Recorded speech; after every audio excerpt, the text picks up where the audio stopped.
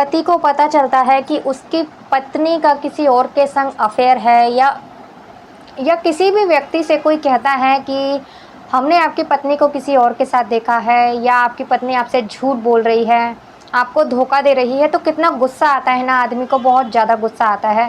साथ ही वो फिर पता लगाने की कोशिश करता है कि शायद ये इंसान सच बोल रहा है, झूठ बोल रहा है। और जब इंसान को सच पता चलता है, उस आदमी को, अगर सच में उसकी पत्नी उसे धोखा दे रही होती है, तो वो कुछ भी गुनाह कर देता है। अपनी पत्नी को मारेगा, पीटेगा, या उसे छोड़ देगा, कुछ भी करेगा, मतलब कुछ ना कुछ जुर्म कर बैठता है वो ऐसे में। और बात जब एक एसपी की हो, एसपी साहब की हो, तो वो तो अपनी पावर का इस्तेमाल करके उसको सज़ा दे सकता है, अपनी पत्नी को, और साथ ही उस लड़के को भी सज़ा दे सकता है जिसके संग उसका अफेयर चल रहा होता है, या जिसके चक्कर में उसकी पत्नी उसे धोखा दे रही होती है। लेकिन आज की जो कहानी है उसमें एक एसपी साहब होते हैं, कोई उन्हें बोलता है कि उसकी पत्नी उनको धोखा दे रही है, वो ऐसे काम कर रही है। जब वो उसका पता लगाने की कोशिश करते हैं, उनके सामने जब हकीकत आती है, वो कुछ ऐसा करते हैं जिससे सभी लोगों ने, जिसने भी उनको देखा या सुना, वो सब लोग उनकी तारीफ़ करने लगे कि उन्होंने बहुत ही अच्छे से उस रिश्ते को निभाया, और साथ ही उन्होंने जो भी फ़ैसला किया बहुत सोच समझ कर किया, जिससे उसकी पत्नी को भी एक सीख मिली थी। तो दोस्तों बने रहिए वीडियो में। अगर वीडियो अच्छी लगे तो प्लीज़ वीडियो को लाइक कर दीजिए, चैनल को भी सब्सक्राइब कर देना अगर आप चैनल पर नए हो तो। मैं गीता गुप्ता, स्वागत है आप लोगों का मेरी आज की एक नई सच्ची कहानी में। जय माता दी। तो दोस्तों एक एसपी साहब होते हैं जिन्हें कि बोला जाता है कि आपकी पत्नी मतलब ऐसा काम कर रही है, वो होटलों में जाती है, होटल में जाती है और वहाँ ऐसा काम करती है, मतलब उल्टा सीधा काम करती है। तो उन्हें उस व्यक्ति की बात पर यकीन नहीं होता, लेकिन फिर भी जब उन्हें ये बातें ज़्यादा सुनने को मिलती हैं तो वो ये ठान लेते हैं कि अब मैं अपनी पत्नी की सच्चाई पता लगाऊंगा।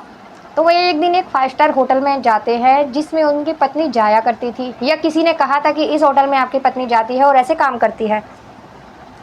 तो वो ट्रक ड्राइवर बनकर जाते हैं, बिल्कुल ही अपने सिंपल वेशभूषा में जाते हैं, अपना मतलब बिल्कुल नहीं ये लगता कि ये एसपी है।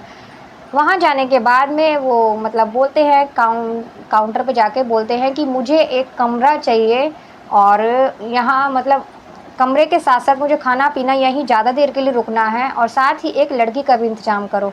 जब ऐसा होता है तो वहाँ काउंटर पे उसे बोला जाता है कि ठीक है, आपके लिए सब चीज़ का इंतज़ाम हो जाएगा, आपको 10,000 रुपये लगेंगे और खाना पीना आपका अलग से होगा। जब ऐसा बोलता है तो वो सारी अपनी पेमेंट कर देते हैं और कहते हैं कि ठीक है, मेरे लिए लड़की का इंतज़ाम कर दो। उनके सामने एक एल्बम लाई जाती है। एल्बम में काफ़ी सारी लड़कियों की फ़ोटो होती हैं, जो उन्हें बोला जाता है कि आप इनमें से एक लड़की को पसंद कर लो। अब वो एल्बम देखने लगते हैं। एल्बम देखने के बाद में देखते ही देखते अचानक उनके सामने एक फ़ोटो आती है, जो फ़ोटो देखकर वो चौंक जाते हैं। जो उन्हें यकीन नहीं होता कि जिस फ़ोटो को मैं देख रहा हूँ वो सच में फ़ोटो है या मेरा सपना है। दरअसल वो फ़ोटो और किसी की नहीं, उनकी पत्नी की ही होती है। जो एल्बम उनके सामने लड़कियों की पेश की गई थी कि इनमें से एक लड़की को पसंद कर लो, उनमें से ही एक उनकी पत्नी होती है। अब उनके आगे से जितने भी उन्होंने मतलब झूठ मतलब उनके आगे छाया हुआ था, जो भी उन्हें धोखा हो रहा था कि शायद ऐसा नहीं हो सकता, वो क्लियर नज़र आ रहा था कि शायद वो इंसान मुझसे सही कह रहा था, मेरी पत्नी कहीं ना कहीं मुझे धोखा दे रही है। अब जब वो देख ले हैं अपनी पत्नी को, जो एल्बम लेके आता है इंसान, वो कहता है कि क्या हुआ साहब? तो कहता है कुछ नहीं, मुझे ये लड़की पसंद है और इसको मेरे कमरे में भेज दो।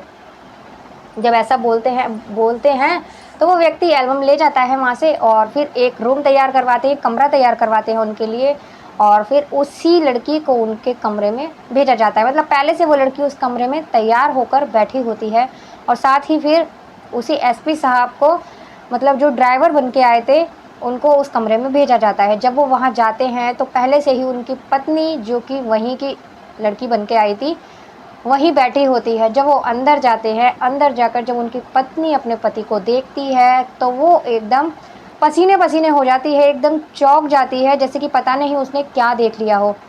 जब ऐसा देखती है तो वहाँ से खड़े होने की कोशिश करती है, लेकिन जो एसपी साहब थे वो खुद भी वहीं बैठ जाते हैं उसके पलंग पर जाकर, और बोलते हैं कि नहीं नहीं, आप घबराइए मत बिल्कुल भी, मैं आपको कुछ नहीं कहूँगा, आपको कुछ उल्टा सीधा नहीं बोलूँगा। बस आप ये बताइए कि आप जो भी कर रही हैं, जो भी कुछ कर रही हैं, जो चाहती हैं, या आप मैंने यहाँ देखा है आपको, तो क्या आप इसमें खुश हैं? सब कुछ सही है। जब वो ऐसे बोलते हैं तो उनकी पत्नी की आंखों से आंसू आ जाते हैं। साथ ही वो एसपी साहब बोलते हैं कि ये बताइए, मैंने आपसे रोज़ पूछता था कि आप मेरे साथ खुश तो हैं, क्या दिक्कत है आपको, क्या नहीं है, आपने कभी नहीं बोला, हमेशा ये कहती थी कि हाँ मैं खुश हूँ। ऐसा क्या मतलब किया मैंने? तो वो उसको बोलते हैं कि मतलब तुमने ऐसा क्यों किया, मतलब अपने घर से निकल कर। और जो वो एसपी साहब थे, अक्सर उन्हें अपनी ड्यूटी के लिए बाहर रहना पड़ता था, तो वो घर पर कम ही जाते थे। तो उससे कहते हैं कि मैं तुमसे हमेशा पूछता था कि कोई तुम्हें शिकायत तो नहीं है, तुमने कभी मुझसे ये नहीं कहा। और अब आप ये बताइए कि घर से निकलकर इतनी दूर होटल का सफ़र आपने तय किया, मतलब घर से निकलकर इस होटल में आप आई हैं, ये काम कर रही हैं, ऐसा क्यों? आपको क्या दिक्कत आने लगी? पैसों की तो कोई कमी है नहीं, करोड़ों की जायदाद है मेरी, तो आपको क्या दिक्कत हुई, आप ये बताइए। जब वो बार-बार उससे पूछते हैं तो वो बता देती हैं कि एक लड़का है जिससे वो प्यार करने लगी है, और वो लड़का अक्सर उस होटल में आता है, वो वहीं पे उस लड़के से मिलती है। जब वो ये बताती है तो एसपी साहब बोलते हैं कि ठीक है, शायद इसमें कहीं न कहीं मेरी ही गलती है जो मैं तुम्हें टाइम नहीं दे पाया, मुझ में ही कमी होगी, जब भी तुम किसी और के चक्कर में पड़ी हो, या ऐसा है किसी और से तुम्हें प्यार हो गया। वो कुछ नहीं कहते, वो कहते हैं ठीक है, अब मैं तुमसे जो कह रहा हूँ आप वैसे ही करना। अब आप उस लड़के को कॉल करना, यहाँ नहीं बुला रहा मैं उसे, अपने घर चलो मेरे साथ। घर पर चलने के बाद में आप उस लड़के को बुलाना, जैसे आप रोज़ बुलाती हो उसे, ऐसे ही उसे फ़ोन कर कर बुलाना और अपने घर पर बुलाना। तो कहती है ठीक है। अब वो दोनों पति पत्नी अपने घर चले जाते हैं। घर जाने के बाद दूसरा दिन होता है। अब दूसरे दिन एसपी साहब अपनी पत्नी से उस लड़के को फ़ोन करवाते हैं। अब वो जो उनकी पत्नी होती है वो फ़ोन करती है उसे, अपने प्रेमी को जिससे वो प्यार किया करती थी, उससे फ़ोन करती है और उससे फ़ोन कर कर बोलती है कि मेरा तुम्हारे बिना मन नहीं लग रहा है, तो आप कैसे भी जो भी कर रहे हैं, कहीं भी हैं, आप आ जाओ।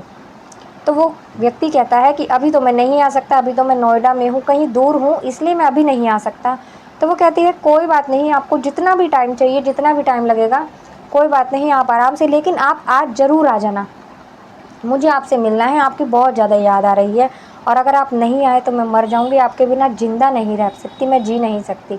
जब वो ऐसा कुछ बोलती है तो वो लड़का भी उत्सुक हो जाता है उससे मिलने के लिए, और वो फिर अपना काम जल्दी से ख़त्म कर कर उसके यहाँ आ जाता है और वो अपने घर पर ही बुलाती है। जब वो आता है, डोरबेल बजाता है, तो जब उनकी पत्नी दरवाज़ा खोलती है, जाकर दरवाज़ा खोलती है तो सामने वही व्यक्ति खड़ा होता है, और जब वो जैसे ही अंदर कदम रखता है तो देखता है एसपी साहब और उनकी पत्नी दोनों ही अंदर होते हैं। ये देखने के बाद में वो उसे डर लगता है, मतलब डरने लगता है, पसीने पसीने हो जाता है। लेकिन जो एसपी साहब थे वो बोलते हैं कि डरिए मत साहबजादे, आप अंदर आइए, आपकी अच्छे से खातिरदारी करेंगे, कोई दिक्कत नहीं है, आप अंदर आइए, आपको कुछ नहीं कहा जाएगा, ना कुछ डांटा जाएगा, ना मारा जाएगा, आप अंदर आइए। तो वो व्यक्ति जब ये देखता है कि एसपी साहब है तो वो वैसे ही डर जाता है, लेकिन उसे अंदर बुलाते हैं, चाय नाश्ता, उनका खाना वाना सब किया जाता है, और ये करने के बाद में काफ़ी देर उनसे बात करते हैं। वो छोटी मोटी नौकरी किया करता था, जो वो व्यक्ति था उसका कोई अपना बिजनेस नहीं था, कोई सरकारी नौकरी नहीं थी, बस एक छोटी मोटी नौकरी किया करता था किसी कंपनी में। अब जो एसपी साहब होते हैं, जब वो लड़का बैठा होता है, काफ़ी देर बातें करते हैं, बातें करने के बाद में 2-4 जो आस-पास उनके रिश्तेदार होते हैं, जो भी आस-पड़ोस वाले होते हैं, उन्हें भी बुला लेते हैं।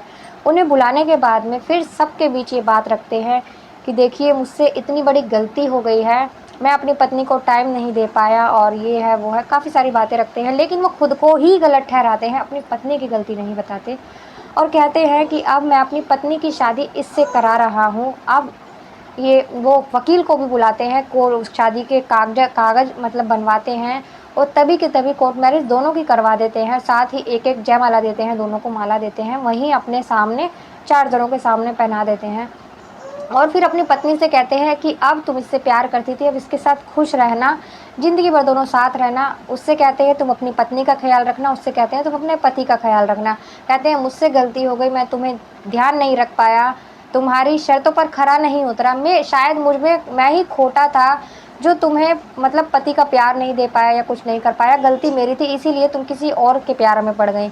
अब मुझे माफ़ कर दीजिए, आप खुश रहिए। जब उससे कहते हैं तो उसकी पत्नी जो होती है पैरों में गिर पड़ती है, कहती है ऐसा मत करिए, और मैं यहाँ से नहीं जाना चाहती, क्योंकि अब शायद कहीं न कहीं उसे एहसास हो चुका था कि कहाँ मेरा करोड़पति है, करोड़पति पति को छोड़कर मैं जा रही हूँ, और महज जो जिससे उसने शादी की थी वो कुछ ही मतलब पैसे कमाता था और ऐसे व्यक्ति के संग वो कहाँ रहेगी, कैसे रहेगी, शायद उसे अफ़सोस होता है। लेकिन उनका पति बस ये हाथ जोड़ लेता है और कहता है कि अब तुम जाओ, अब और नहीं, अब तुम खुश रहो और मैं अपनी ज़िंदगी में खुश हूँ।